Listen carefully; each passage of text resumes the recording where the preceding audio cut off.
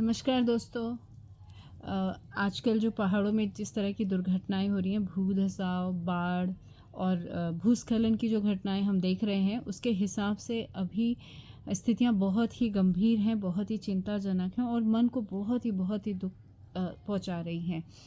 लेकिन अभी मैं जिस स्थान के बारे में बात करने वाली हूँ वो एरिया मेरे मन के बहुत करीब है। करीब होने के कई कारण हैं। मैं पैदा हुई, मेरी पढ़ाई लिखाई वहीं पर ही हुई है, तो इसलिए भी वो मेरे मन के बहुत करीब है। जो मुझे जानते हैं उन्हें पता है कि मैं किसके बारे में बात कर रही हूँ, पर जो मुझे नहीं जानते हैं उनको मैं बता दूँ कि मैं श्रीनगर गढ़वाल के बारे में बात कर रही हूँ। श्रीनगर गढ़वाल में होने वाली हर छोटी बड़ी घटना जो है मेरे मन को बहुत छूती है, या हर तरह से मेरे मन को बहुत ही उद्वेलित कर देती है। मुझे हर घटना जो है ऐसे लगती है कि मेरे साथ ही हुई है। हालांकि अब मैं वहाँ नहीं रहती और मेरा कोई भी ऐसा परिवार का कोई सदस्य वहाँ पर नहीं है, फिर भी वहाँ पर होने वाली हर घटना दुर्घटना जो है मेरे मन को छूती है, या मेरे मन को सुख भी देती है और दुख भी देती है। अभी हाल फिलहाल में मैं अगर खबरों को देखूं तो श्रीनगर के जो कुछ एरिया है वहाँ पर भूधसाव देखने को मिल रहा है, और भूधसाव के साथ साथ एक नई स्थिति पैदा हो गई है कि किन जगहों पे हम लोगों ने घर बना लिए।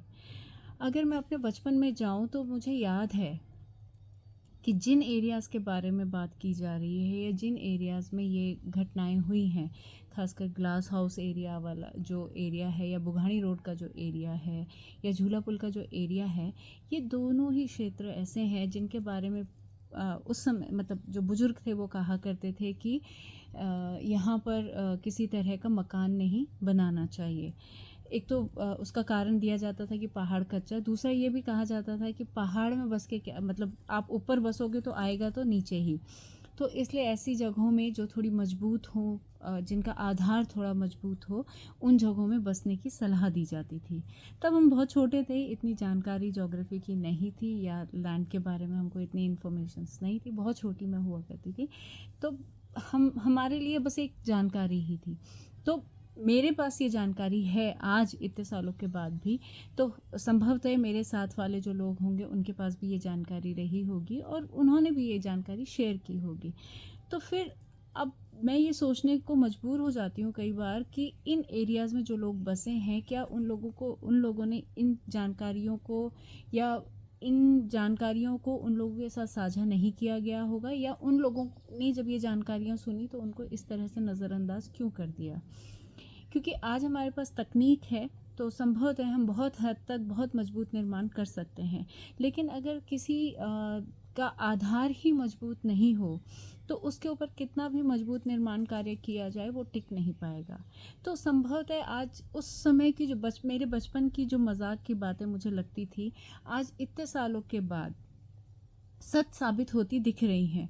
यानी उन एरियाज़ में होने वाला भू धसाव की जानकारी उस समय में भी लोगों को थी, शायद संभवतः इसी वजह से उन एरियाज़ में ज़मीन लेने के लिए लोग सलाह नहीं देते थे, बल्कि जो डांग एरिया है, डांग के बारे में कहा जाता था कि आप वहाँ पर बस जाओ, भक्तियाना का कुछ एरिया है वहाँ पर ज़मीन लेने की बात की जाती थी।